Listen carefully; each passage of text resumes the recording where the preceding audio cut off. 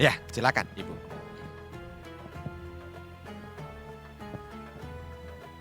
Assalamualaikum warahmatullahi wabarakatuh. Warahmatullahi wabarakatuh. Perkenalkan Ustadz, nama saya Ati, izin bertanya. Tadi disebutkan sama Ustadz bahwa dunia itu adalah godaan. Dan sebagai manusia biasa, tentunya kita tidak pernah lepas dari namanya salah maupun dosa. Ya. Dan mungkin kita semua ini belum pantas untuk masuk ke surga. Akan tetapi kita juga tidak mau kalau sampai menahan panasnya neraka. Jadi pertanyaan saya Ustadz, mohon pencerahan bagaimana cara menyeimbangkan kehidupan dunia dan kehidupan akhirat. Terima kasih. Masya Allah, terima kasih Ibu Ati. Gimana ini menyeimbangkan dunia dan akhirat? Kita itu tahu kalau dunia itu banyak godaannya, tapi kita juga kok kayaknya juga merasa banyak salahnya. Pahala juga kok kayaknya belum cukup. Di sini siapa yang pahalanya udah cukup? Belum. Ya, belum cukup. Rasanya begitu, tapi kalau nggak masuk surga kayaknya gimana? Kalau di neraka na'udzubillah. Lalu bagaimana menyeimbangkan ini Ustadz? Baik, ibu-ibu Majelis Taklim, Masjid Jami Bintaro Jaya dan pemirsa Harmoni Indonesia, Garuda TV dimanapun Anda berada. Bagaimana cara kita menyeimbangkan? Cara kita menyeimbangkan adalah mengkolaborasi dunia dan akhirat ini dengan harmoni, dengan baik. Contoh, bukan tidak boleh kita melaksanakan aktivitas dunia. Bahkan memang kita ini lagi ada di dunia.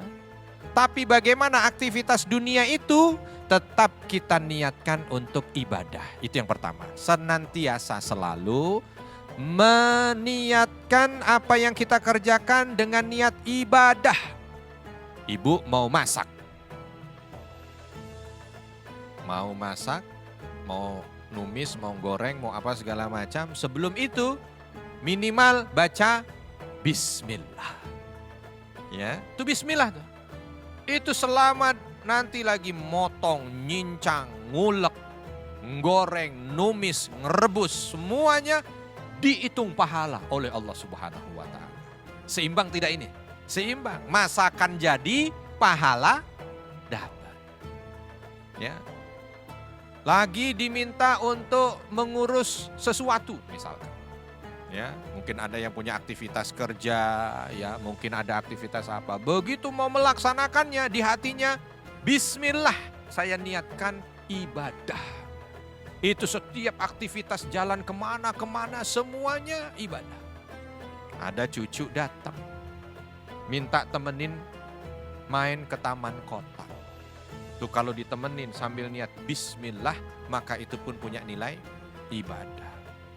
Bahkan dalam hal-hal yang sulit, kalau kita niatkan ibadah, maka insya Allah itu pun akan bernilai pahala. Ya, akan bernilai pahala. Di sini ada yang sering crash dengan pasangan. Ada yang sering musuh-musuhan dengan suami. Ada yang sering sedikit berantem-berantem kecil dengan suami. Nggak ada ya? Nggak ada yang luput. Enggak Ustadz, saya mah cuma 3 kali. 3 kali sehari. Nah, tuh bagaimana caranya supaya dalam kondisi seperti itu pun yang dihadirkan adalah semangat ibadah. Ya Allah, ini saya lagi diminta untuk sabar. Nah, begitu. Harusnya, yang kedua, tadi yang pertama diniatkan ibadah, yang kedua apa? Dihubungkan semuanya dengan akhirat kita, dengan akhirat. Ada yang susah dihubungkan dengan akhirat, ada yang menggembirakan dihubungkan dengan akhirat. Kira-kira saya harus bersikap bagaimana ya?